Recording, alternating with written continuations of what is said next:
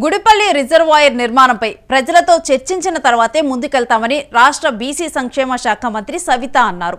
త్వరలో పెనుకొండకు మరిన్ని పరిశ్రమలు రాబోతున్నాయని వెల్లడించారు.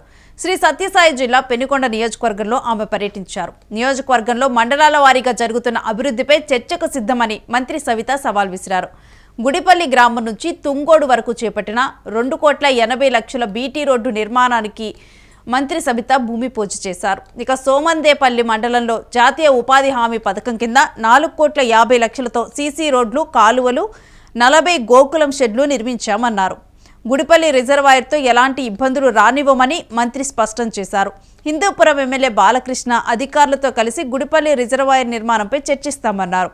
గుడిపల్లి వాసులతో చర్చించిన తర్వాతే రిజర్వాయర్ నిర్మాణంపై తుది నిర్ణయం తీసుకుంటామని తెలిపారు.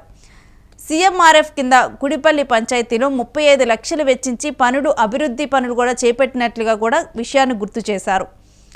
ఇక సీఎం చంద్రబాబు అపర భగీరథుడని, ఆయన వల్లే రాయలసీమలో సాగు నీరు అందుతోందంటూ కూడా తెలిపారు. గొల్లపల్లి రిజర్వాయర్ నిర్మాణం వల్ల మడకసిర, హిందూపురానికి సాగు నీరు అందుతోందని కూడా వెల్లడించారు. రాష్ట్రంలో సంక్షేమంతో పాటు అభివృద్ధిని సీఎం చంద్రబాబు పరుగులు పెట్టిస్తున్నట్లు అన్నారు.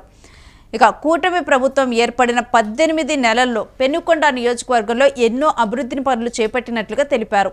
అన్ని డిపార్ట్మెంట్లోనూ అభివృద్ధి పనులు చురుగ్గా కొనసాగుతున్నాయన్నారు. మండలాల వారీగా చేపట్టిన అభివృద్ధి పనులపై చర్చకు సిద్ధంగా ఉన్నామంటూ కూడా సవాల్ విసిరారు.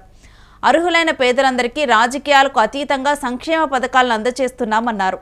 త్వరలో ఇల్లు, నూతన పెన్షన్లు, రేషన్ కార్డులు అందజేయనున్నట్లుగా కూడా తెలియజేశారు. తమది మంచి ప్రభుత్వమని చెప్పని హామీలను సైతం అమలు చేస్తున్న కూటమి సర్కారుకు ప్రజల మద్దతు ఎంతో అవసరమని అన్నారు.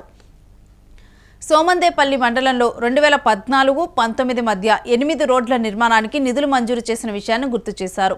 తర్వాత జగన్ వచ్చిన తర్వాత కూడా ప్రభుత్వం పట్టించుకోకపోవడంతో ఆ రోడ్ల నిర్మాణాలు ఎక్కడికక్కడ నిలిచిపోయాయన్నారు.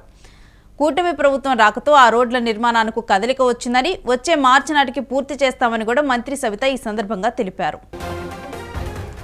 శ్రీ సత్యసాయి జిల్లా పెనుకొండ నియోజకవర్గంలో కూడా మంత్రి సవిత పర్యటన సందర్భంగా కూడా ఇప్పటి వరకు అక్కడ చేపట్టినటువంటి అభివృద్ధి పనులు, ఇక చేపట్టబోయేటువంటి అభివృద్ధి పనులకు కూడా శ్రీకారం చుట్టారు. గుడిపల్లి గ్రామంలో కూడా పలు అభివృద్ధి పనులకు కూడా సవిత శంకుస్థాపన చేయడం జరిగింది. 4,50,00,000తో కూడా సోమందేపల్లిలో కూడా అభివృద్ధి పనులకైతే శంకుస్థాపనలు చేశారు.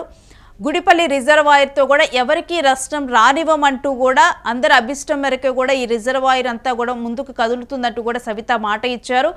ఇక ఈ మేరకు కూడా ఇటు బాలకృష్ణతో కూడా మాట్లాడుతానంటూ కూడా మంత్రి సవిత మాట్లాడారు. ఇక మండలాల వారీగా కూడా అభివృద్ధి ఇప్పటి వరకు కూడా మేము చేసాం, అభివృద్ధి చర్చకు కూడా మేము సిద్ధంగా ఉన్నామంటూ కూడా సవాల్ విసిరారు.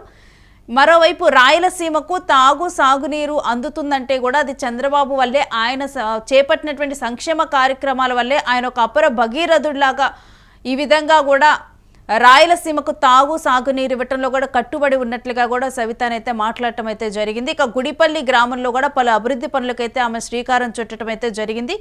ఇక ఇప్పటికే గత ప్రభుత్వంలో అంటే ఏదైతే గతంలో తాము మంజూరు చేసినటువంటి 2014-19 మధ్య కూడా 8 రోడ్ల నిర్మాణానికి, సోమందేపల్లిలో కూడా 8 రోడ్ల నిర్మాణానికి కూడా నిధులు మంజూరు చేశాము.